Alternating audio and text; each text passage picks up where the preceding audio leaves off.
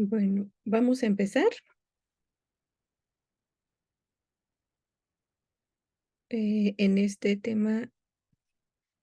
Vamos con la lección 3 del sexto curso de la Iglesia Sacramento Universal de Salvación, em, que se llama La Iglesia en el Nuevo Testamento. Vamos a iniciar con la oración Mateo 18:20. En el nombre del Padre, del Hijo y del Espíritu Santo. Amén. Porque donde dos o tres se reúnen en mi nombre, allí estoy yo en medio de ellos. Palabra de Dios, te alabamos, Señor. Señor, en esta noche te agradecemos porque estás presente aquí entre nosotros. Tu palabra, tu promesa es que donde dos o más se reúnen para alabarte, para conocerte, para orar, ahí estás tú. Y esa es nuestra alegría, Señor, porque sabemos que dos personas son ya iglesia, iglesia a la que tú nos has convocado a formar, porque sabemos que aquí estás tú, que está el Padre, el Hijo y el Espíritu Santo habitando y acompañándonos, que sabemos que la iglesia no se reduce solamente a un lugar, sino que es todo el cristiano que cree en ti, al que tú has convocado para formar tu pueblo nuevo. Que en esta noche podamos comprender este gran misterio de ser parte de tu pueblo, que en esta noche podamos sentirnos parte de este pueblo, que somos elegidos tuyos y que ese sea nuestro mayor gozo. Saber que este no es el lugar donde habitaremos por siempre, sino que también iremos junto a ti a vivir en perfecta unidad, pero que ya la vivimos desde ahora gracias a tu muerte y resurrección. Espíritu Santo, ilumina nuestra mente, nuestro corazón, y que nada nos desaliente para seguir anunciando tu palabra, sino al contrario, que seamos discípulos y apóstoles que sepan escucharte y cumplir tu voluntad. En el nombre del Padre, del Hijo y del Espíritu Santo. Amén. Bueno, pues vamos con nuestra lección 3. Veíamos en la lección 2, que somos en el nuevo pueblo de Dios, que fue elegido incluso desde antes que todo existiera, ¿no? Que la iglesia se había concebido desde antes. Recordamos este hombre Hermas, que tuvo una visión donde dice que vio una mujer muy vieja, ¿no? Y eso se hace la comparación con la iglesia que fue concebida por Dios desde antes que todo existiera, y que es la antigua alianza que se hace con el pueblo de Israel. Ahora se hace una nueva alianza con Jesucristo y formamos el nuevo pueblo de Dios, ¿no? Que tenemos a Cristo como cabeza, que posee una nueva ley, que es la ley del amor, y cuenta con la presencia activa del Espíritu Santo. Entonces, en este tema vamos a ver ahora cómo es el nuevo pueblo de Dios justamente con Jesucristo en el Nuevo Testamento, la iglesia en el Nuevo Testamento. Entonces, vamos a ver cómo lo conciben los evangelios, lo concibe los Hechos de los Apóstoles, y cómo se puede ver también con San Juan y con San Pablo, ¿no? Cómo ellos van viendo la iglesia, cómo proyectan pues este nuevo pueblo, ¿no? Entonces vamos a comenzar con los evangelios sinópticos. Les pongo aquí qué son los evangelios sinópticos, que ya en algún momento se los he dicho. Esto lo vamos a ver en un posterior curso. Vamos a ver más ya la Biblia, no como predicación, como lo vimos en el primer curso o como lo hemos estado viendo a lo largo de este tiempo, sino ya más teológicamente, ya entender cómo se conforma la Biblia, ¿no? Entonces, en la Biblia hay 4 evangelios, pero hay los primeros 3 evangelios que se le llaman sinópticos. Este nombre, que son Mateo, Marcos y Lucas, se deriva del hecho de que estos evangelios permiten, a diferencia de la narración evangélica de San Juan, ser arreglados y armonizados sección por sección, de modo que permiten al ojo percibir de una ojeada, o sea, de una sinopsis, los numerosos pasajes que son comunes a ellos, y también las partes que les son peculiares a solo 2 e incluso a uno solo de ellos. Entonces, estos 3 evangelios, Mateo, Marcos y Lucas, comparten narraciones muy parecidas de los hechos de Jesús, ¿no? De cómo fue desarrollando su misión hasta su resurrección. Comparten muchísimo en común. Incluso si ustedes se fijan en su Biblia, A veces viene en algún texto que elegimos, vienen como con qué confrontar, ¿no? Y dice que puedes leer Mateo y que puedes leer Lucas, o en Marcos puedes leer perdón, en Mateo puedes leer Lucas o Marcos, etcétera, y así, ¿no? Así se van como canalizando los tres evangelios. Entonces, estos tres evangelios son comunes porque tienen mucho texto igual, algunos solo dos, o sea, a veces nada más comparten dos evangelios, a veces solo uno, ¿no? A veces tienen algo pues muy peculiar cada uno de los evangelios. Entonces, en general, por eso son los evangelios sinópticos, ¿no? Porque comparten muchos hechos de Jesús en general, ¿no? Que se pueden confrontar. Ahora, ¿cómo se ve la iglesia en los evangelios sinópticos, en Mateo, Marcos y Lucas? Estos evangelios anuncian la llegada del reino de Dios para todo el pueblo. Entonces, estos tres evangelistas ven que Jesús, su percepción de Jesús, del mensaje de Jesús es que ellos anuncian el reino para todo el pueblo, ¿no? A veces se centraban más en el pueblo, todavía el pueblo judío, pero van comprendiendo que no solamente es para el pueblo judío, sino para todos los hombres, ¿no? Esto va a lo largo del camino de Jesús, de la misión de Jesús. Pero sobresalen dentro de este pueblo que dice, sí, la iglesia es para todo, para todo el que crea, sobresale, pero aún así sobresalen dos grupos. Ellos se centran específicamente en estos dos grupos de personas que son los discípulos y los apóstoles. Entonces vamos a ver Lucas 10:1, si pueden buscarlo, y Mateo 10:5, por favor. Yo bueno, Lucas 10:1. Ajá, sí, gracias, Alma. Bien. Después de esto, el Señor eligió a otros 72 discípulos y los envió, ¿no? Y los envió de dos en dos delante de él, a todas las ciudades y lugares a donde debía ir. Palabra de Dios. Te alabamos, Señor. Entonces vemos que aquí uno de los grupos que son los discípulos dice el Señor se escoge, ¿no? Se escoge 72 hombres y los envía de dos en dos. Entonces, por eso esta concepción de los evangelistas, ¿no? De los sinópticos, dice, se elige, o sea, dentro de todo el pueblo, Dios elige a los discípulos, en este caso elige a 72 y los envía de dos en dos, no los envía solos, no los envía individualmente, dice, los envía de dos en dos, es decir, en comunidad.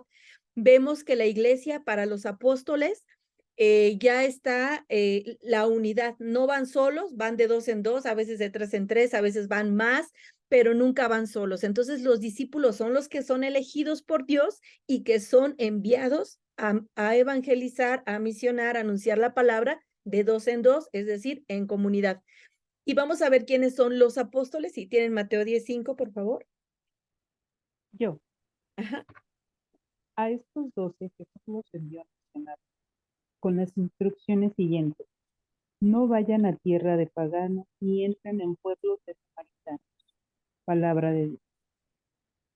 Te alabamos, Señor. Entonces aquí ya vemos los apóstoles, dice Jesús envió a estos 12 apóstoles, porque hay aun cuando los apóstoles también son discípulos, porque un discípulo es el que aprende de Jesús y después transmite, los apóstoles como tal, dice, son los que reciben la instrucción directa de Jesús, que vayan a anunciar la palabra y que si no son bien recibidos se vayan de ahí, ¿no? Pero son los que reciben. Aquí lo que tenemos que resaltar es que son elegidos, son enviados y reciben instrucciones directas de Jesús de qué deben de hacer. No sé si pueden leer Marcos 6:7 alguien más y Lucas 9:2, por favor.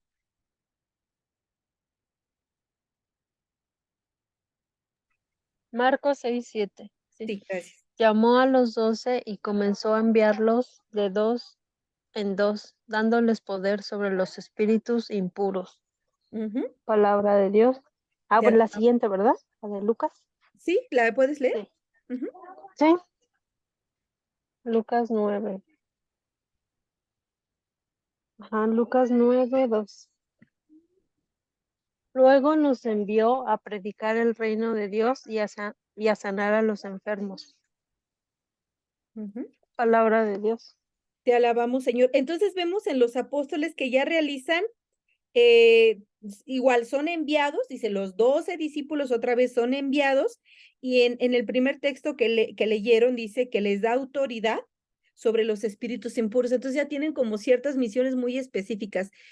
Les da poder para liberar de los espíritus impuros y les da el poder de sanar, ¿no? De sanar a los enfermos. Entonces los apóstoles ya tienen como ciertas características muy específicas que en cierto modo los diferencian de los discípulos.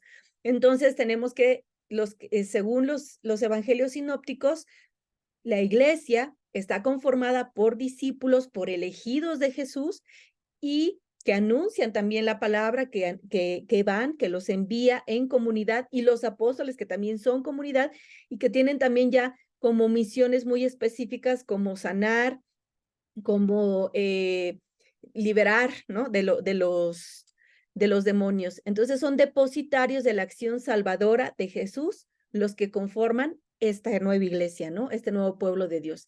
Y vemos que Jesús funda la iglesia en la presencia de estos dos grupos, de los discípulos y los apóstoles, bien identificados por su participación activa en la misión. Entonces Jesús funda la iglesia, Jesús la va formando, la va implementando a lo largo de su misión, porque a veces nos dicen que nosotros nos inventamos la iglesia, nosotros los católicos, ¿no? Y que nosotros hicimos la jerarquía, la institución, pero no, vamos viendo que Jesús es el que va implementando este nuevo pueblo de Dios, y lo va haciendo a través de estos hombres que son elegidos por él, que son discípulos y apóstoles, y que nadie está forzado, porque recordemos que Jesús siempre nos habla en libertad, nos llama en libertad, y nosotros somos los que decimos sí o no, queremos formar parte de este pueblo de Dios, ¿no? Entonces Jesús va fundando la iglesia y la va estableciendo con estos dos grupos, ¿no?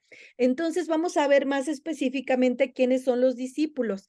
Son muchos textos bíblicos, vamos a echarles ganas. A ver, los primeros textos donde este que señalo, que los busque Ale, luego Mateo 5, 1, 2, Alma, luego Lucas 6 del 1 al 5, Claudia, luego otra vez Ale.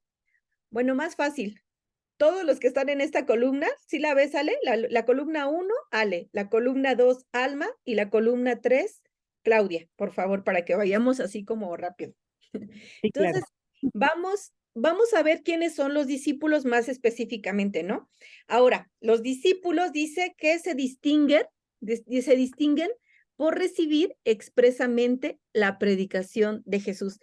Si nosotros nos acordamos en el primer curso bíblico, cuando Jesús le enseña a la muchedumbre, les hablaba, ¿no? Les hablaba a todos y decía que los veía como ovejas sin pastor, y entonces Jesús les predicaba a todos, les anunciaba a todos, pero tenía sus discípulos, que eran los apóstoles, ¿no? En ese momento también se les llama los discípulos, y se les habla más expresamente a ellos. O sea, a veces hablaban en parábolas y no entendían, ¿no? O sea, no entendía. Ellos también, cuando le hablaba a la muchedumbre, también ellos se quedaban como, pues, ¿qué dijo, no? No le entiendo. Y después le preguntaban directamente a él, ¿qué quisiste decir? Porque no entendimos. Y entonces Jesús a ellos específicamente les decía qué era lo que significaba esa parábola. Entonces Jesús les predica, y aparte el hecho de estar con él, el hecho de ir caminando junto a él, pues les hacía que recibieran el mensaje directo, ¿no? Entonces vamos a ver qué dice Mateo 8:23 y Mateo 13 del 10 al 16, por favor. Sí. Jesús subió a la barca y sus discípulos le siguieron. Palabra de Dios. ¿Es Te ahí? alabamos, Señor. Hasta ahí nada más. Dice, Jesús subió a la barca y sus discípulos lo acompañaron, lo siguieron. No se fue la muchedumbre, no se podía subir la muchedumbre a la barca porque se iba a hundir, pero esos 12 van con él, y se cree que no solamente eran los 12, sino que eran mujeres, también Magdalena, María, seguramente iban allí, que iban expresamente con él. En este caso, pues creemos que fueron los 12 apóstoles que van y lo acompañan y se suben a la barca con él, es decir, a compartir la misma intimidad de Jesús, el mismo itinerario de Jesús, ¿no? Van pegaditos a él para aprender. Vamos a ver Mateo 13 del 10 al 16, por favor. Ok. Los discípulos se acercaron y preguntaron a Jesús, ¿por qué les hablas en parábolas? Jesús les respondió, a ustedes se les ha concedido conocer los misterios del reino de los cielos, pero a ellos no, porque al que tiene se le dará más y tendrá en abundancia, pero al que no tiene se le quitará aún lo que tiene. Por eso les hablo en parábolas, porque miran y, y no ven, oyen pero no escuchan ni entienden. En ellos se verifica la profecía de Isaías. Por más que oigan, no entenderán, y por más que miren, no verán. Este es un pueblo de conciencia endurecida. Sus oídos no saben escuchar, sus ojos están cerrados. No quieren ver con sus ojos ni oír con sus oídos y comprender con su corazón. Pero con eso habrá de conversión. Pero eso habría de conversión y yo los sanaría. Dichosos los ojos de ustedes que ven, dichosos los oídos de ustedes que oyen. Palabra de Dios. Te alabamos, Señor. Fíjense qué bonito texto. Señor, no entendemos, explícanos, ¿no? Y dice, dichosos ustedes, ¿no? Porque yo les explico, porque hay quien escucha y no entiende, hay quien ve, y como el típico dicho que decimos los mexicanos, estás viendo y no ves, y da risa, pero es verdad. Entonces, y escuchamos, pero no entendemos nada. Y Jesús a los discípulos les explica para que no se queden en esa confusión. Y dice, y hay de aquellos que no me quieren seguir, hay de pobres de aquellos, como dice el profeta Isaías, que se está cumpliendo aquí en ellos lo que él anunció, que no entiende nada porque no podrán ser sanados.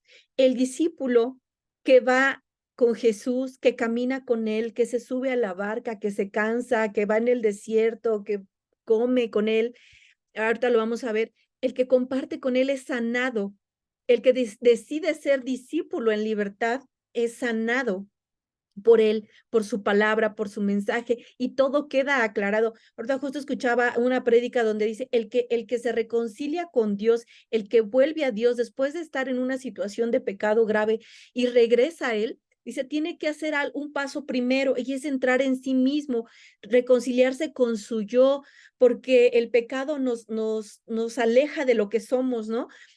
De lo que somos y de Dios. Entonces dice, el que se quiere convertir en un discípulo, Dios le hace entrar en sí mismo, le permite escucharlo y comprender y recibe esas palabras que sanan. Cuando la persona sigue enferma, es porque, y Dios lo invita y decide no ser discípulo, pues se quedará con su vida triste y rencorosa y materialista, pero no con ese gozo de la sanación que da la palabra de Dios, que solo se puede dar a través de que nosotros seamos discípulos. Nos acordamos de este hombre, el rico, ¿no? El joven rico que va y le dice, maestro, ¿cómo puedo yo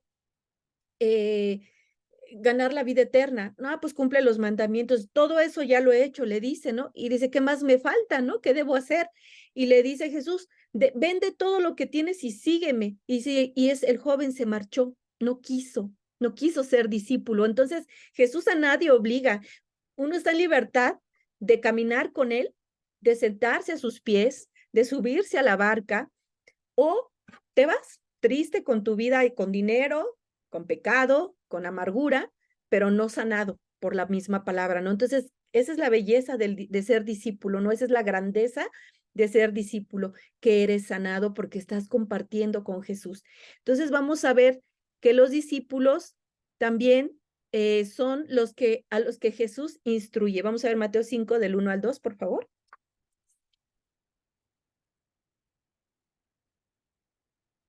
Mateo.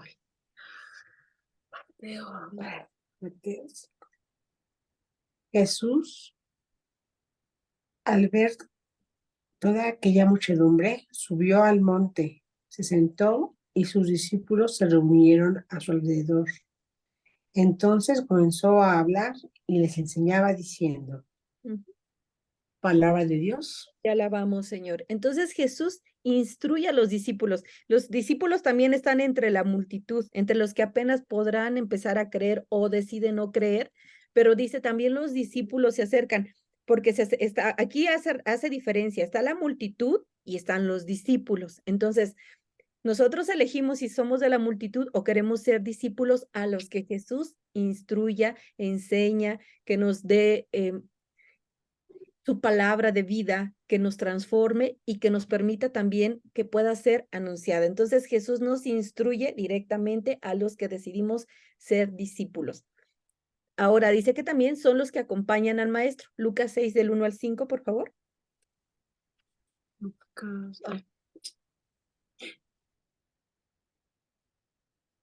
Sí, Lucas 6. Un sábado atravesaba Jesús por unos campos sembrados. Sus discípulos cortaban espigas y las comían, desgranándolas con las manos. Y unos fariseos dijeron, ¿por qué hacen lo que no está permitido en sábado? Jesús les respondió, ¿no han leído lo que hizo David cuando tuvo hambre él y quienes lo acompañaban? Entró en el templo de Dios, tomó los panes de la ofrenda, comió y les dio a sus compañeros, siendo así que solo a los sacerdotes les estaba permitido comerlos.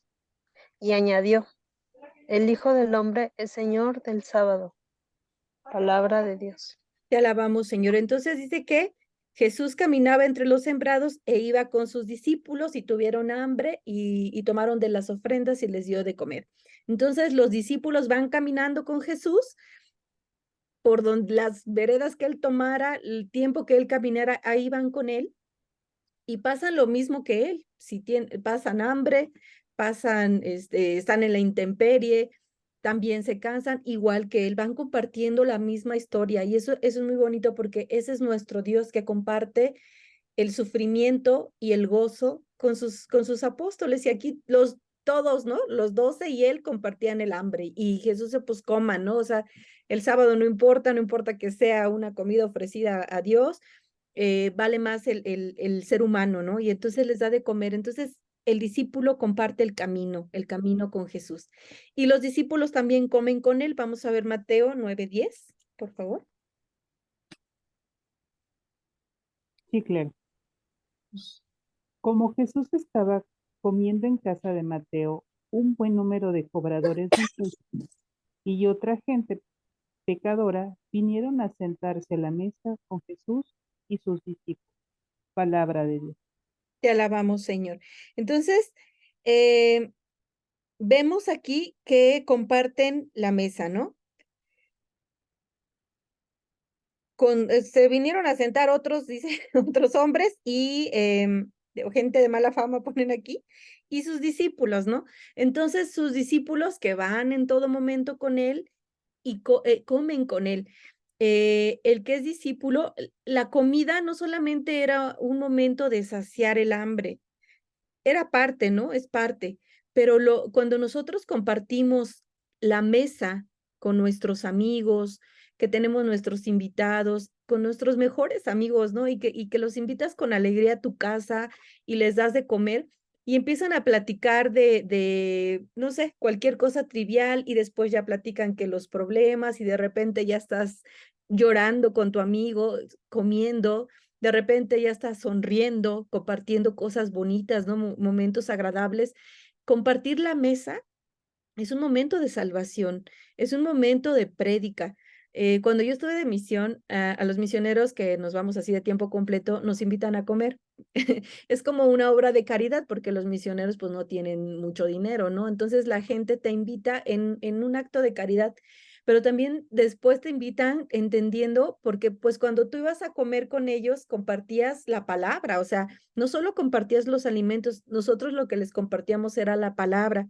Y había veces que de repente se acercaba una señora y nos decía, ay, pues, me acuerdo que estaban en preparación, era el matrimonio, bueno, parejas en unión libre que estaban preparándose para el matrimonio, para el sacramento del matrimonio, y de repente algún esposo se ponía rejego, ¿no? Que ya no quería, y iban y nos decían, ay, hermana, venga a comer, la invito a comer porque, ¿qué cree que mi esposo ya no quiere casarse, ya no quiere venir al curso y todo? No, yo sí, ahorita, y vamos a ir, y íbamos, y entonces, ¿qué pasó? No lo hemos visto, entonces no lo íbamos a regañar, lo íbamos como nuevamente a motivar con la palabra, ¿no? Entonces, y así, y entonces la gente te invitaba Después porque querían que les dieras un mensaje a su familia en gratitud porque les habías anunciado, predicado, porque no es que le diéramos pues nada, como decían los apóstoles, no tengo oro ni plata, pero lo que tengo te doy, ¿no? A Jesús el Nazareno. Entonces, el momento de la comida es un momento de sanación también, de compartir lo que somos, de compartir nuestras alegrías, nuestras tristezas y la misma palabra que puede sanar y alentar, ¿no? En las familias. Entonces Jesús comía con sus discípulos, acuérdense que lo invitaron Lázaro, ¿no? Que le lavaron en ese momento los pies, cuando lo invitó Zaqueo, que era un pecador, y en ese momento se convierte, ¿no? O sea, entonces la comida es sanación, es compartir la palabra. Y los discípulos también son servidores. Vamos a ver Mateo 14 del 15 al 22 y 21, 2 y 6, por favor, Alma.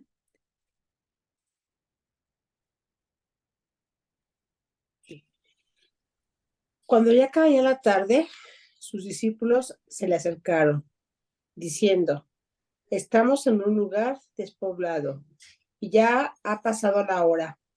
Despide a esta gente para que se vayan a las aldeas y se compren algo de comer. Pero Jesús les dijo, no tienen por qué irse, denles ustedes de comer. Ellos respondieron, aquí solo tenemos 5 panes y 2 pescados. Jesús les dijo, tráiganmelos para acá. Y mandó a la gente que se sentaran en el pasto. Tomó los 5 panes y los 2 pescados. Levantó los ojos al cielo, pronunció la bendición, partió los panes y los entregó a los discípulos. Y los discípulos los daban a la gente. Todos comieron comieron y se saciaron, y se recogieron los pedazos que sobraron. 12 canastos llenos. Los que habían comido eran unos 5,000 hombres, sin contar mujeres y niños. Inmediatamente después, Jesús obligó a sus discípulos a que se embarcaran. Debían llegar antes que él a la otra orilla, mientras él despedía a la gente. Hasta ahí. Palabra de Dios. Te alabamos, Señora. Ay, sí, perdón, te interrumpí. Y sí, hasta ahí, Alma, y ahorita lees el otro. Fíjense aquí, este milagro, ¿no? De la multiplicación de los panes, no nos vamos a centrar en el gran milagro que hizo Jesús, sino en lo que les pide a los discípulos. Les dice, despídalos, ¿no? Porque son muchos. Y les dice Jesús, no, porque son muchos y no tienen que comer. Y Jesús le dice, no, denles ustedes de comer. O sea, Jesús incluye en este milagro a los discípulos, es decir, pónganse en movimiento, no se den por vencidos, no opten por lo más fácil en que se vayan y a lo mejor ni siquiera alcanzan a llegar, ahí se desmayan por el camino, no optes por lo fácil, ponte a trabajar, sirve, apiádate del necesitado. Y les dice, denles ustedes de comer. Y entonces ya, a ver qué hacemos, ¿no? Ah, pues aquí hay 5 panes y 2 peces. Con eso, ¿no? Y después, ya que hace la multiplicación, Jesús les dice, repártanlos. No dice, ay, pues que cada quien pase por su pan y su pez. Repártanlos. Ustedes pónganse a trabajar. Ustedes denles de comer. Ustedes denles una caricia, ¿no? Ante el cansancio y ante la soleada de estar escuchando la palabra. Ustedes que también están cansados, denles, repartan. Entonces, Jesús quiere que seamos servidores, que estemos atentos a las necesidades, que no optemos por el camino sencillo, por lo fácil, o que nos desanimemos ante la dificultad que podemos ver que vamos a enfrentar, sino que seamos servidores, que con lo poco que seamos, Él hará milagros, pero necesita que pongamos la acción, ¿no? Entonces vamos a ver Mateo 21, 2 y 6, por favor, Alma. Jesús envió a los discípulos con esta misión. Vayan al pueblecito que está al frente, y allí encontrarán una burra atada con su burrito al lado. Desátenla y tráiganmela. Los discípulos se fueron e hicieron como Jesús les había mandado. Palabra de Dios. Te alabamos, Señor. Entonces, aquí en este texto vemos que es la preparación para la cena de la Pascua y les manda a los discípulos que hagan algo a lo mejor sencillo, ¿no? Vayan y preparen, vayan a tal lugar y los discípulos obedecen. obedecen lo que les pide Jesús, por más sencillo que sea. Todo lo que pide Jesús, desde levantar una basura, desde ponernos a barrer, lavar los trastes, hasta grandes prédicas o grandes obras, todo lo que nos pida Jesús lo tenemos que hacer. Para Jesús no hay nada que no valga, ¿no? O sea, desde lo más sencillo hasta lo más excepcional, para Jesús es importante y nos pide que lo acatemos, que sirvamos, sí, con sencillez, como San Martín de Porres, ¿no? Que lo identifican con una escoba, él se hizo santo barriendo, ¿no? En la humildad, en la sencillez. Entonces, Jesús nos puede pedir, con Jesús podemos ser los servidores donde se pueden hacer grandes milagros como la multiplicación de los panes, o podemos ser los servidores humildes y sencillos que son capaces de tomar una escoba y lavar trastes y hacerlo lo más sencillo, ¿no? Entonces, con Jesús siempre tenemos que ser servidores, atentos, observadores. Yo les comentaba eso, ¿no? Que, por ejemplo, bien la misión, cuando están en la formación, nos decían, sean observadores y vean qué hace falta. No siempre nos van a decir, haz esto, haz aquello. Tú fíjate qué se necesita y hazlo, ¿no? Entonces, los servidores también son observadores de lo que se necesita, ¿no? Y van y lo hacen en el amor de Jesús. Entonces, esos son también los discípulos. Y dice que también los discípulos caminan detrás de Jesús con decisión, dejando todo cuanto se posee. Vamos a ver Mateo 4, 20, 22, por favor. Clau. Sí. Ellos, dejando inmediatamente las redes, lo siguieron. Y ellos, dejando inmediatamente la barca y a su padre, lo siguieron. Hasta ahí, ¿verdad? Sí. Sí, palabra de Dios. Te alabamos, Señor. Inmediatamente dejaron lo que eran, dejaron su vida, su proyecto probablemente, y lo siguieron. No se lo pensaron como el hijo, el hombre rico, ¿no? No se lo pensaron y empezaron a hacer cuentas de lo que iban a dejar y lo que les iba a doler. Seguramente que pasó por su cabeza, pero ellos tomaron la decisión inmediata y lo siguieron. O sea, vieron que era la perla preciosa y no lo pensaron. Simplemente confiaron, tuvieron fe y se fueron detrás de Jesús. Vamos a ver Mateo 9, Mateo 9:9, por favor. Cuando se iba de allí, vio Jesús a un hombre que se llamaba Mateo, sentado en la oficina de impuestos, y le dijo, sígueme. Él se levantó y lo siguió. Palabra de Dios. Te alabamos, Señor. Mateo tenía una posición como muy especial porque era cobrador de impuestos, entonces llevaba una vida, pues digamos que no tan mal, pero eso sí era muy odiado, ¿no? Porque cobraba impuestos. Entonces, Mateo deja esa vida materialista, esa vida donde él era un hombre odiado y una vida posiblemente cómoda, y se va inmediatamente con Jesús. O sea, no está, calculó bien, ¿no? Si era un cobrador de impuestos, calculó bien en dónde tenía que estar y era detrás de Jesús, con decisión. Vamos a ver ahora Mateo 10:37, por favor.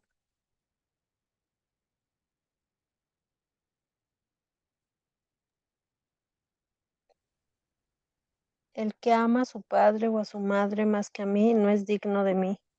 Y el que ama a su hijo o a su hija más que a mí no es digno de mí. Palabra de Dios.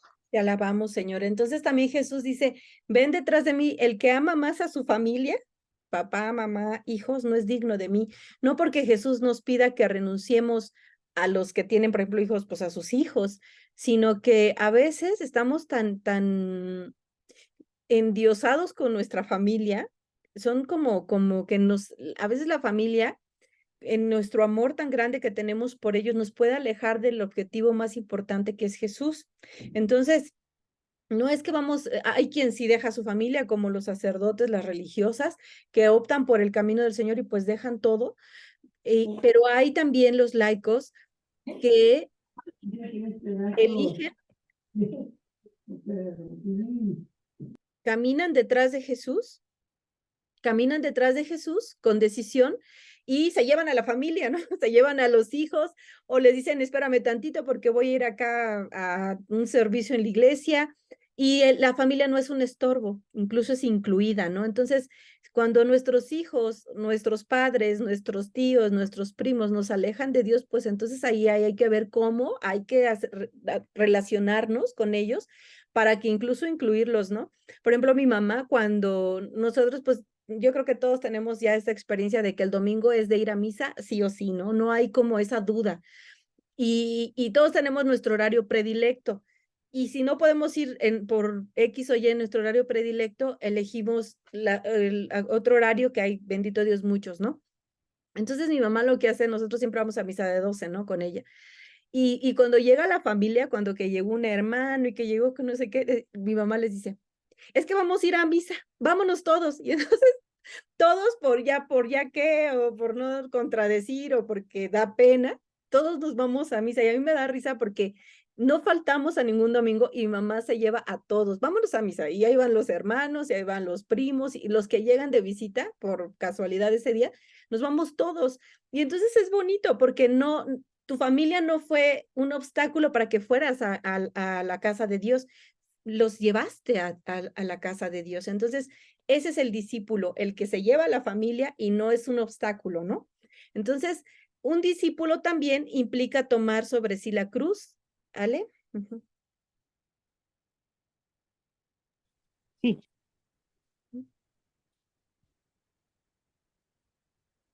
ahí, perdón.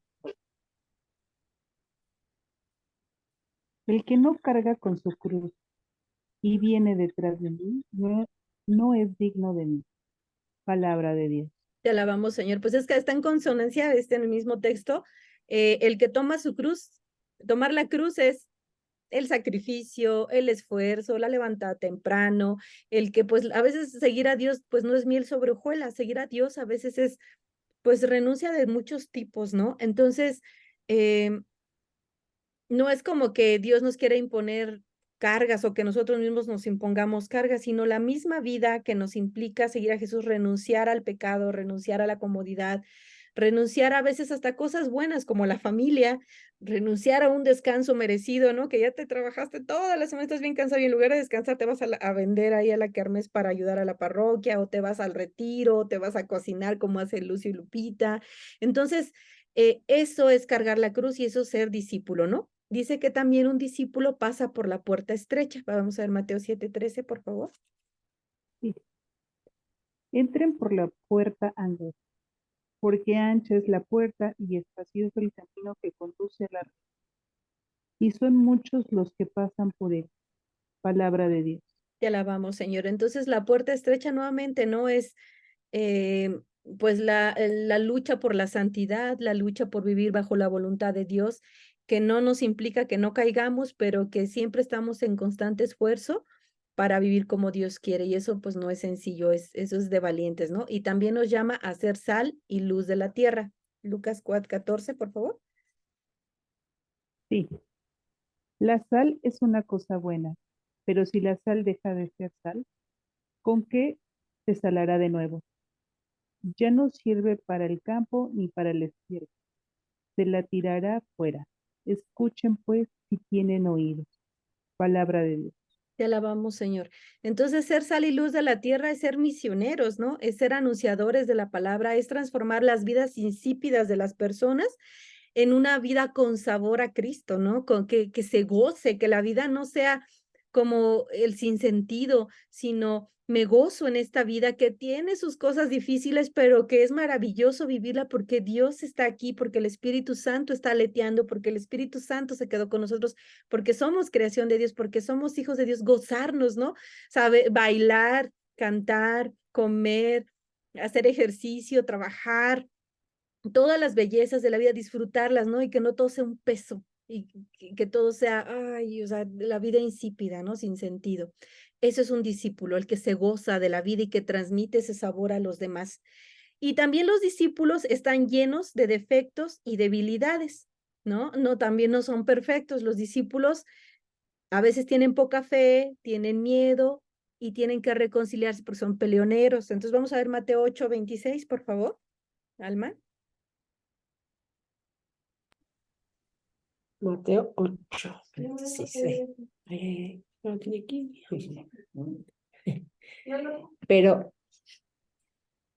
él les dijo, qué miedosos son ustedes, qué poca fe tienen. Entonces se levantó, dio una orden al viento y al mar, y todo volvió a la más completa calma. Palabra de Dios. Te alabamos, Señor. Ay, Ujú. sigo con 14:26. Ajá. Ah, 14:26. Al verlo caminando sobre el mar, se asustaron y exclamaron, es un fantasma. Y por el miedo se pusieron a gritar. Ujú. ¿Sigo con Marcos? Palabra de Dios. Te alabamos, Señor. Y sí, Marcos 11:25. Marcos 11. Y cuando se pongan de pie para orar, si tienen algo contra alguien, perdónenlo. Palabra de Dios. Te alabamos, Señor. Entonces vemos aquí que los discípulos de repente la fe pues les falla, tienen miedo, tienen que reconciliarse porque se pelean entre ellos. Entonces los discípulos no son perfectos, los discípulos también fallan, pero se recomponen ante esta falla. Nos acordamos de algunos de los apóstoles, ¿no? A Juan y Santiago, que les dicen los hijos del trueno, ¿no? Porque dice que eran muy enojones y ahí van peleando y quieren ser el primero y que quién va a estar a la derecha y que quién va a estar a la izquierda, y van peleando por un lugar. Pedro, que dicen que era de un carácter pues también como muy arrebatado, de repente sí, con mucho fervor y de repente pues le daba miedo y reculaba. Entonces, tienen sus defectos, pero no por ello son excluidos del discipulado, ¿no? No por ello dejan de ser parte de esta nueva iglesia que Jesús está instaurando.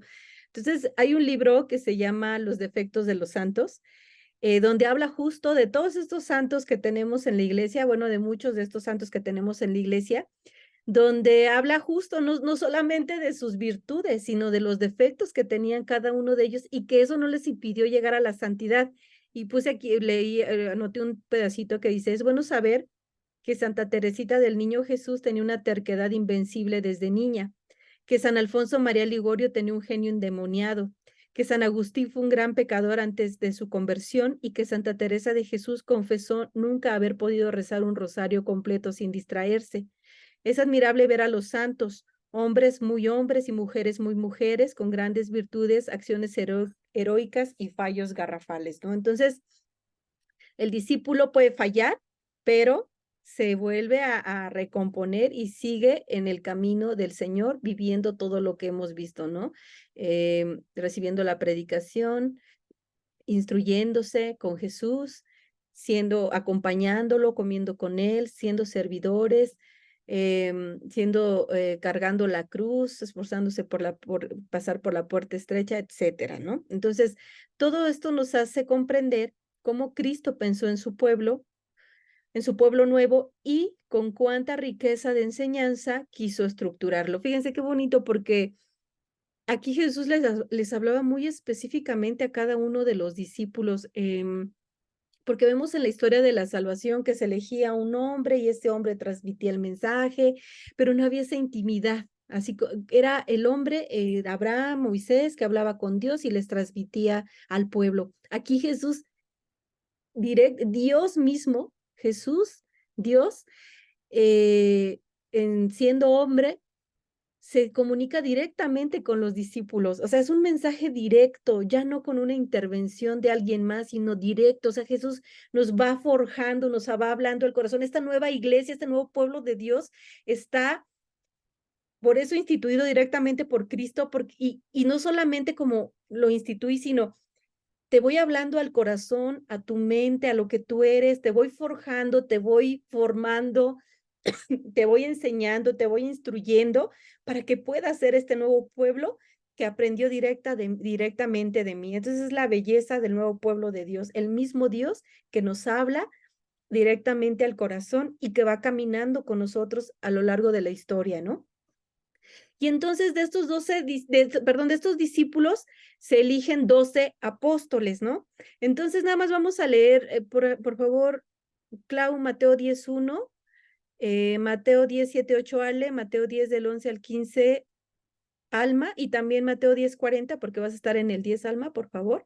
Entonces Jesús elige 12 hombres de estos discípulos, que eran muchos, que eran los discípulos y entre esos discípulos estaban los 12 apóstoles, pero también había más. Recuerden que mencionamos que convocó a los 72, entonces iban adhiriendo discípulos a Jesús, pero de entre los discípulos elige a estos 12 hombres, que son los apóstoles, y dice que los instituye como fundamento del nuevo pueblo de Dios. Vamos a ver Mateo 10:1, por favor. Jesús llamó a sus 12 discípulos y les dio poder para expulsar espíritus impuros y para curar toda clase de enfermedades y dolencias. Palabra de Dios. Te alabamos, Señor. Entonces, Cristo instituye a los 12, que les da poderes especiales, que lo habíamos visto ya en la primera diapositiva, bueno, en la segunda, que les da poderes especiales, ¿no? Autoridad para expulsar los espíritus impuros y para curar toda clase de enfermedades y dolencias. Esos espíritus impuros es el pecado.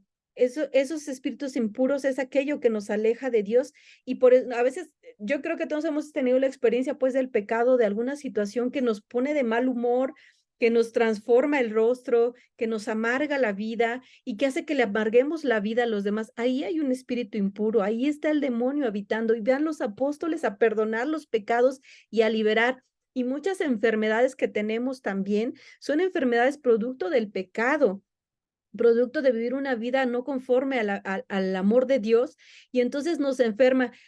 ¿Cuántas personas que están así súper enojadas, rencorosas por algo que les sucedió, y tienen que gastritis, que colitis, y que ya les da la ansiedad, y entonces enfermedades mentales, porque tenemos tanto odio y tanto rencor y tanta tristeza, que se va a una enfermedad mental y que se va a una enfermedad física? Entonces, los apóstoles tienen el poder, dice, son el fundamento, ¿no? Donde la iglesia tiene su raíz con los apóstoles, y que tienen estos poderes para liberarnos, ¿no? Que Jesús mismo les da. Y entonces los poderes, dice, se subrayan los poderes y la misión que Cristo les otorgó. Vamos a ver Mateo 10:7-8, por favor. Sí. A lo largo del camino, proclamen, el reino de los cielos está ahora cerca.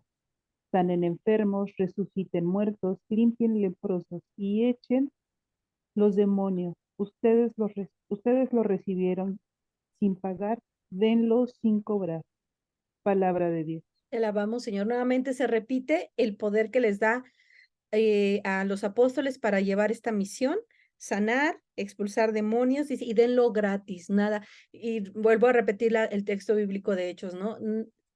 No tengo oro, no tengo plata, pero lo que tengo te doy. En el nombre de Jesús el Nazareno, levántate y anda, ¿no? Entonces, tenían este poder directo de Jesús para sanar, para transformar las vidas de los hombres que decidían convertirse, ¿no? Que buscaban de Jesús. Ahora ellos continuarán la obra de Jesús. Mateo 10 del 11 al 15, por favor.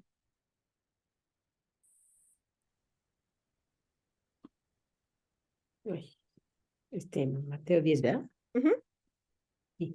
En todo pueblo o aldea en que entren, busquen alguna persona que valga y quédense en su casa hasta que se vayan. Al entrar en la casa, desténle la paz. Si esta familia la merece, recibirá vuestra paz, y si no la merece, la bendición volverá a ustedes.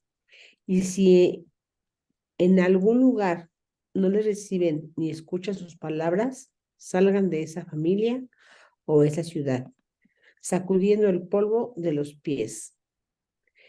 Y les aseguro que esa ciudad, en el día del juicio, será tratada con mayor rigor que Sodoma y Gomorra.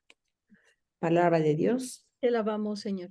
Entonces ellos continúan, Jesús los envía, dice, vayan, y si los reciben, pues qué bueno, y llegó la salvación, y si no, váyanse de ahí, sacúdanse, o sea, en libertad, o sea, nadie está obligado a formar parte del nuevo pueblo de Dios, a formar parte de la iglesia, todos en libertad. Quien lo quiera hacer, ustedes vayan, anuncien que sea parte, y si no, pues váyanse y sigan con la obra, y sigan predicando y sigan anunciando, ¿no?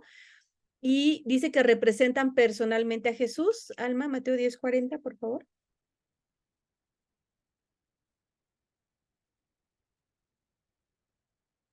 El que los recibe a ustedes, a mí me recibe, y el que me recibe a mí, recibe a aquel que me ha enviado. El que recibe a un profeta, porque es profeta, recibirá recompensa digna de un profeta. Palabra de Dios. Te alabamos, Señor. Entonces vemos que dice, el que lo recibe a ustedes, me recibe a mí. O sea, los apóstoles representaban a Jesús, o sea, son la imagen de Jesús. Incluso nosotros por eso recibimos con alegría a los sacerdotes, a las religiosas, a los misioneros, porque para nosotros son imagen de Jesús, representan a Jesús, traen la palabra de salvación de Jesús.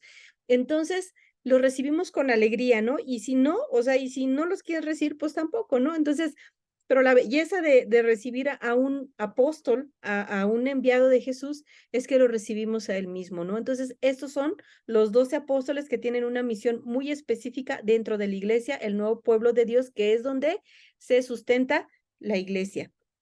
Y lo vamos a ver aquí en la importancia del número 12. Clau, ¿puedes buscar Mateo 19:28 y Ale Apocalipsis 21, por favor? Vemos la importancia del número 12. Se funda en que estaban los 12 hijos de Jacob, ¿se acuerdan? Las 12 tribus de Israel, que son de aquí, Benjamín, Dan, Gad, etcétera, Isaacar. Las 12 tribus de Israel, que fue como comenzó el pueblo de Dios con Abraham, Isaac, Jacob, Israel, que tiene estos 12 hijos, y de ahí pues se hace una multitud, ¿no? Pero los 12 hijos de Israel son con quienes inicia el pueblo de Dios en la antigua alianza. Y están con los apóstoles, la importancia del número 12 son 12 nuevos cimientos del pueblo de Dios. Ajá, los apóstoles son los 12 nuevos cimientos. Vamos a ver del nuevo pueblo de Dios con la nueva alianza que se da en Jesucristo. Vamos a ver Mateo 19:28, por favor.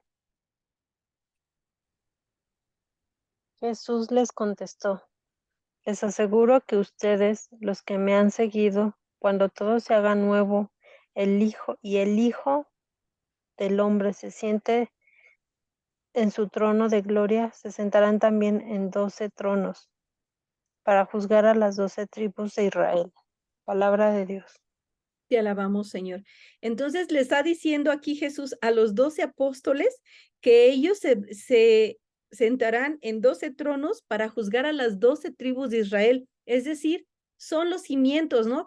El pueblo de Israel, que son 12 tribus, ahora será juzgada, acuérdense de la parucía y todo eso, ahora será juzgada por los 12 nuevos cimientos, que son los apóstoles, que son los que ahora serán los que llevarán la palabra de Dios, ¿no? Entonces serán una especie de jueces que veremos más adelante. Vamos a ver Apocalipsis 21 del 12 al 14, por favor.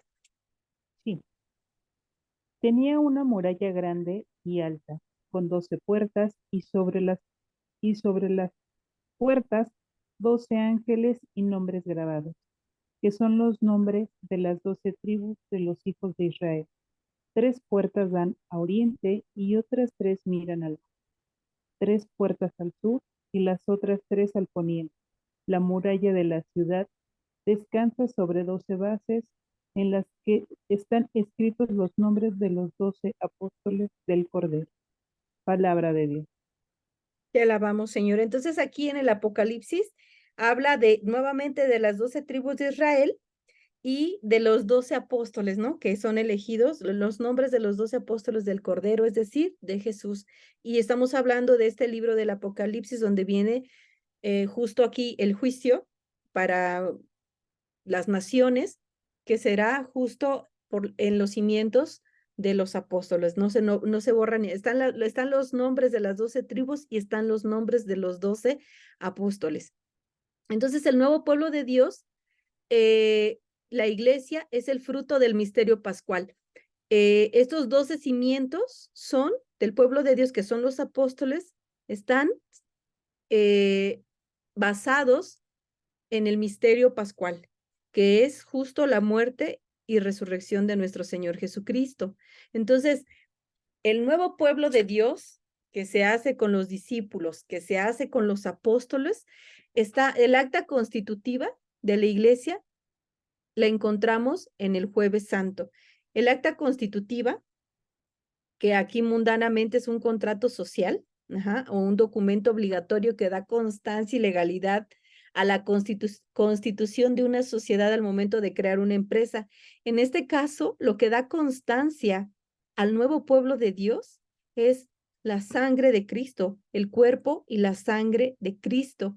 Y tiene unos elementos así, en un acta constitutiva se asientan cuáles son los intereses, ¿no? De esa sociedad, los estatutos, las aportaciones que van a tener los miembros, etcétera, ¿no? Tiene elementos que constituyen, digamos, que esa sociedad. Entonces aquí tenemos elementos que constituyen el nuevo pueblo de Dios, los discípulos, los apóstoles, pero que eso no tendría sentido si no fuera por el Jueves Santo, que es la muerte y bueno, la pasión, muerte y la pasión y muerte de nuestro Señor Jesús en el Jueves Santo, cuando se entrega a él, que dice que en ese momento dice, ¿cuánto quería yo llegar a este momento? Porque me quería donar, ¿no? Quería dar mi cuerpo y mi sangre por ustedes, porque es el momento de la salvación, es el momento de que todo se haga nuevo. Vamos a ver Marcos 14:24, quien guste proclamarlo, por favor.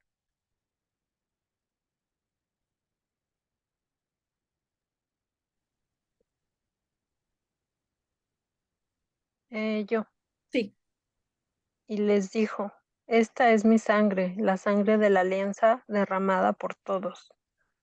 Palabra de Dios. Te alabamos, Señor. Esta es mi sangre derramada por todos. Entonces, la primera alianza dio inicio al pueblo de Dios. La primera alianza que se dio con Abraham, cuando le dice, este será, cuenta las estrellas del cielo. La primera alianza que se da con Moisés en el desierto, donde dice, ustedes serán mi pueblo, yo seré su Dios, los mandamientos, y se compromete el pueblo, ¿no? A vivir lo que Dios pide.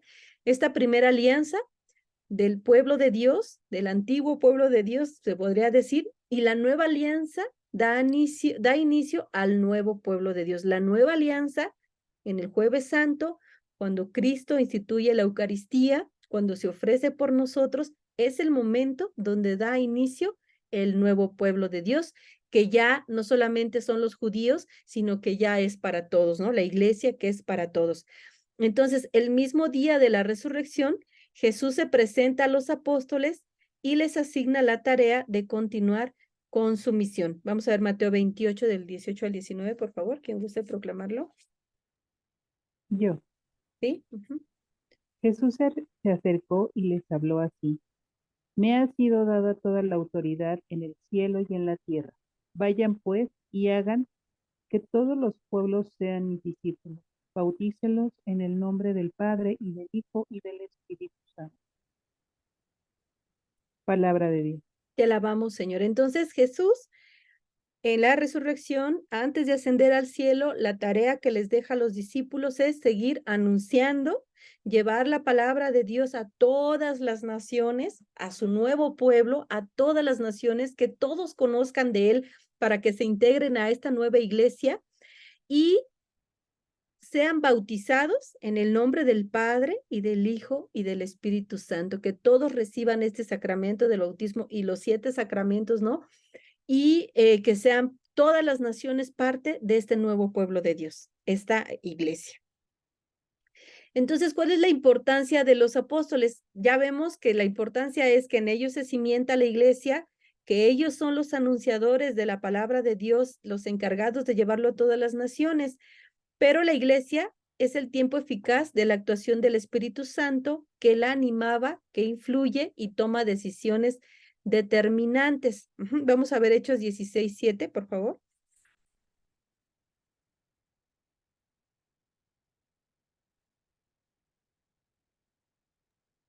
Hechos 17. 16:7, por favor. 6, ¿verdad? Ajá. 16. 7. Siete.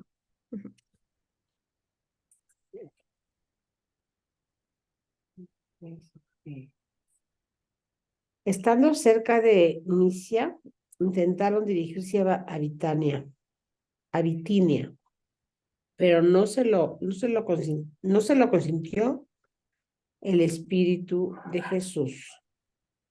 Palabra de Dios. Te alabamos, Señor. Vemos aquí que el Espíritu Santo, sabemos que la iglesia ya con Pentecostés pues inicia con toda la fuerza, ¿no? Porque es la llegada del Espíritu Santo. Entonces, los apóstoles eran conducidos por el Espíritu Santo, ¿no?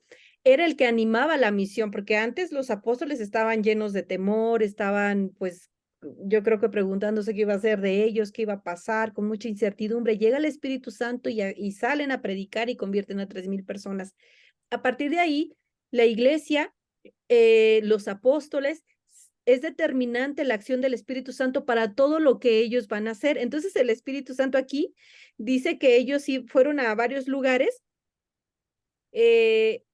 Dice que llegaron a Misia, pero de ahí pensaban ir a Bitinia, y dice, pero el Espíritu no se los permitió.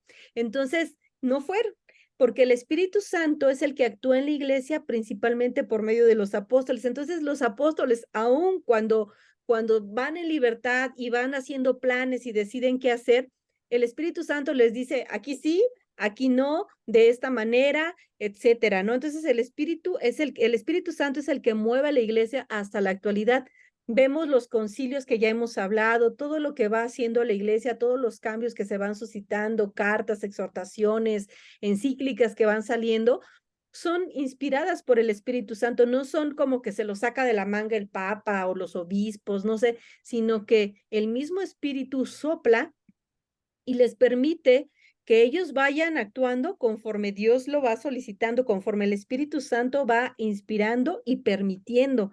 Incluso a nosotros nos pasa que cuando no queremos hacer algún proyecto y no se da, y tú dices, pero si le eché tantas ganas, ¿por qué no pasa? Y el Espíritu Santo a lo mejor dice, este no es el momento, es después, o no es así, o es de otra manera. Entonces el Espíritu Santo va actuando y diciendo cómo debe de ir avanzando la misión que Dios nos ha encomendado, que Jesús nos ha encomendado. Y entonces los los apóstoles son jefes y jueces escatológicos ante la Iglesia Universal.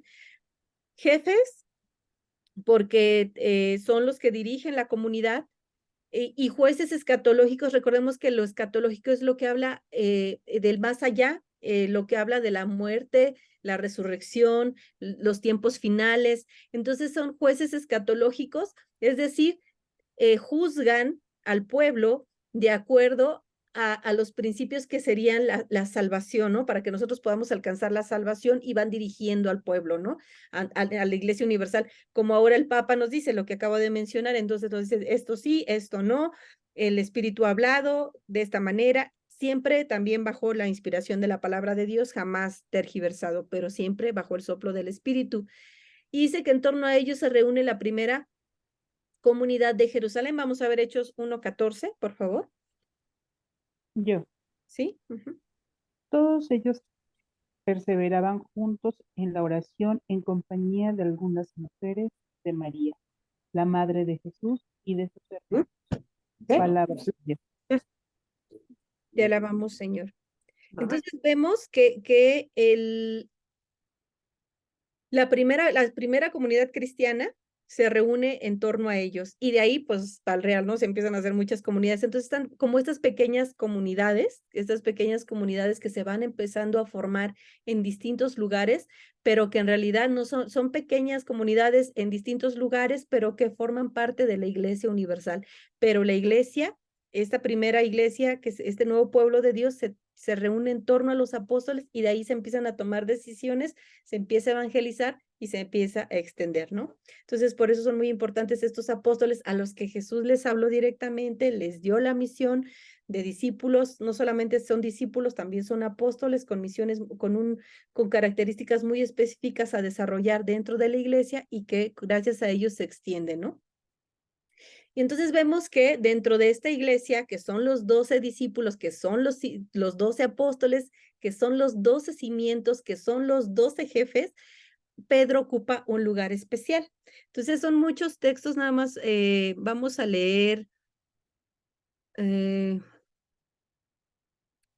Hechos 5 del 2 al 8 y Mateo 16 del 13 al 19, por favor, quien guste buscar nada más estos dos y lo demás pues ya lo vamos viendo. Cristo mismo elige como cabeza del cuerpo apostólico a Pedro, que es, digamos que el primer papa, a quien todos los discípulos le le obedecen, le piden instrucción y de ahí empiezan ellos a hacer también la misión. Él es el que dirige, ¿no? Es el líder.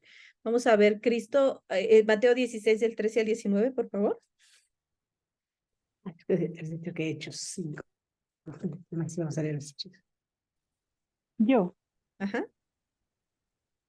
Jesús se fue a la región de Cesarea de Filipo. Estando allí, preguntó a sus discípulos, según al parecer de la gente, ¿quién es este Hijo del Hombre? Respondieron unos, dicen que eres Juan el Bautista, otros dicen que eres Elías o Jeremías, o alguno de los profetas. Jesús les preguntó, ¿y ustedes quién dicen que soy yo? Pedro contestó, tú eres el Mesías, el Hijo de Dios vivo. Jesús le replicó, feliz eres Simón Barjona, porque esto no te lo ha revelado la carne ni la sangre, sino mi Padre que está en los cielos. Y ahora yo te digo, tú eres Pedro, o sea, piedra, y sobre esta piedra edificaré mi iglesia. Los poderes de la muerte jamás la podrán vencer. Yo te daré las llaves del reino de los cielos. Lo que ates en la tierra quedará atado en el cielo, y lo que desates en la tierra quedará desatado en el cielo. Palabra de Dios. Te alabamos, Señor. Pues nuevamente aquí recordamos que Jesús le da las llaves del reino de los cielos a Pedro, le dice que sobre esta piedra se edificará su iglesia y que constantemente, bueno, vemos también en Juan cómo le repite, ¿no? Esta misión de guiar a su pueblo. Y es el portavoz de los apóstoles. Recordamos que Pedro, cuando están reunidos, que están en espera del Espíritu Santo y pues ya con la falta de Judas, él dice, vamos a elegir a un nuevo apóstol, ¿no? Que sustituya a Judas, porque es importante que se conserve el número 12. También Pedro, él es el que inicia la misión, ¿no? Cuando viene el Espíritu Santo, él es el que toma la palabra y le anuncia al pueblo judío, ¿no? Y convierte, gracias a esta predicación, se convierten 3,000 personas. Entonces, Pedro era el que tomaba las decisiones importantes y los apóstoles acataban, todos estaban de acuerdo. Pedro dirige la comunidad. Este fue el texto que les dije que íbamos a buscar, ¿verdad? Hechos 5, 2 al 8. Sí, fue. Pues sí, la pueden proclamar, dirige a la comunidad. Y hechos, sí, yo la tenía, pero bueno,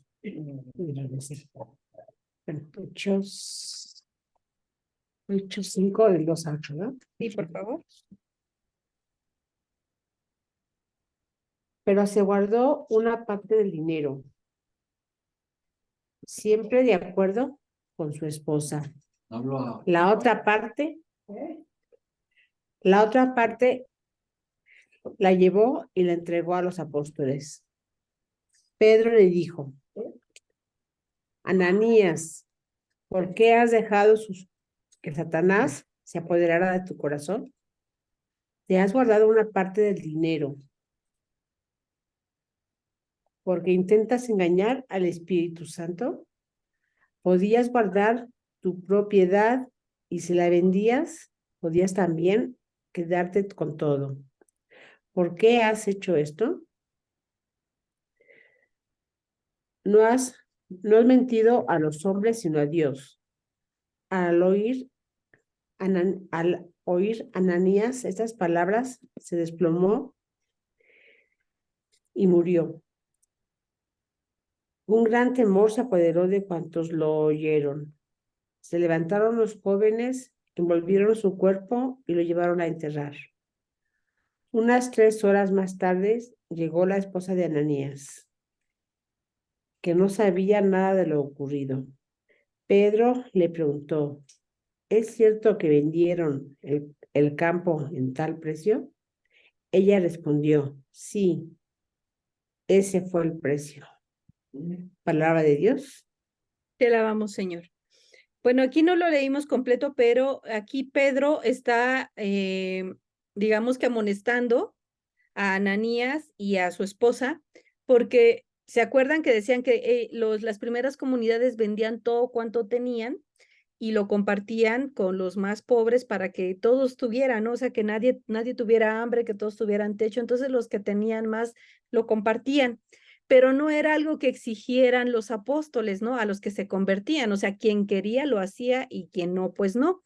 Entonces, estos hombres, bueno, este matrimonio, Ananías y su esposa, quieren aparentar ser pues unos buenos cristianos que han vendido sus propiedades y que lo van a dar al servicio de la iglesia, al pueblo de Dios, y resulta que se guardan, ¿no? Que se guardan el dinero y cae muerto Ananías porque se enoja Dios, el espíritu, y cae muerto porque es mentiroso y la mujer pues entra también en esta dinámica y Pedro los reprende, ¿no? Entonces, aquí lo que queremos ver es que Pedro reprende a la comunidad, Pedro amonesta a la comunidad, Pedro dirige a la comunidad, entonces está al tanto de lo que está bien y lo que está mal y los reprende si es necesario o los guía o los anima, ¿no? Entonces, esta es una de las funciones que tenía Pedro.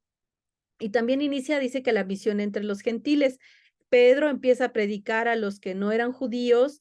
Pedro entiende que Dios es para todos, que el Espíritu es para todos, que la iglesia es para todos y empieza a predicar a los gentiles. Después el que sabemos, Pablo toma esta misión también con mucha fuerza y es uno de los principales predicadores, pero Pedro inicia esta prédica para que se empiecen a convertir los que no son judíos, ¿no? Y entren al pueblo de Dios, al nuevo pueblo de Dios.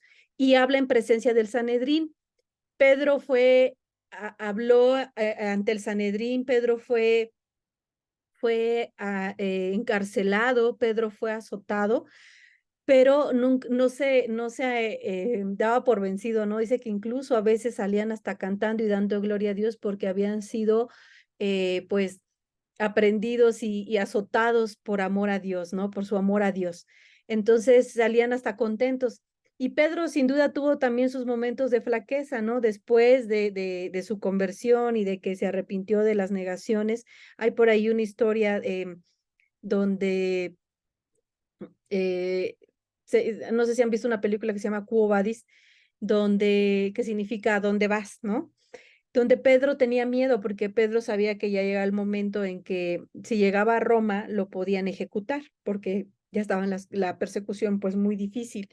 Entonces Pedro decide, pues le da miedo, ¿no? Pues como una persona, yo creo que todos sabemos nos daría miedo y mejor no vamos si sabemos que corre peligro nuestra vida. Y entonces Pedro quiere regresarse, ¿no? Quiere regresarse a Jerusalén y no quiere entrar a Roma. Y dice que en el camino se encuentra Jesús que va con la cruz a cuestas y le dice, Quo vadis, ¿no? ¿A dónde vas, maestro? Y le dice Jesús, voy a Roma a ser crucificado. Y entonces Pedro entiende que es él, ¿no? El que tiene que regresar y se regresa a Roma y sí, lo ejecuta, ¿no? Entonces, em, esta misión que tiene Pedro, que es un lugar especial, que es un lugar de ser un dirigente y que muchos podríamos decir, ay, wow, ¿no? Que yo quiero dirigir. Sin embargo, pues el dirigir a la iglesia, pues le cuesta la vida y una muerte de martirio, ¿no? Y que no le fue sencillo y sin embargo lo enfrenta, ¿no? Entonces, Pedro es un dirigente que sufre el martirio y que trató de hacer lo mejor que pudo y lo logró. Y pues yo creo que a todos nos podría pasar que a lo mejor todos quisiéramos ser líderes de algo, pero no está sencillo ser líder de una misión que Dios nos pueda encomendar. Es difícil, nos puede costar hasta la vida. Sin embargo, pues si Dios nos da la misión y confía en nosotros, es que puede ser, ¿no? Y pues el martirio no es para todos, es para unos, pero bueno, esto pasó con Pedro.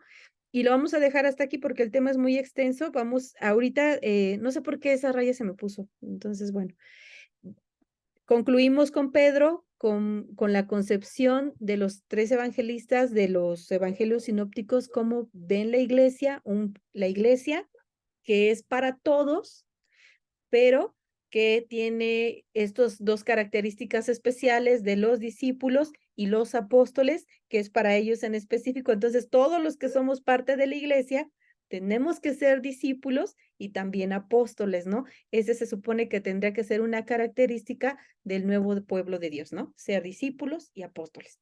Y hasta aquí lo dejamos.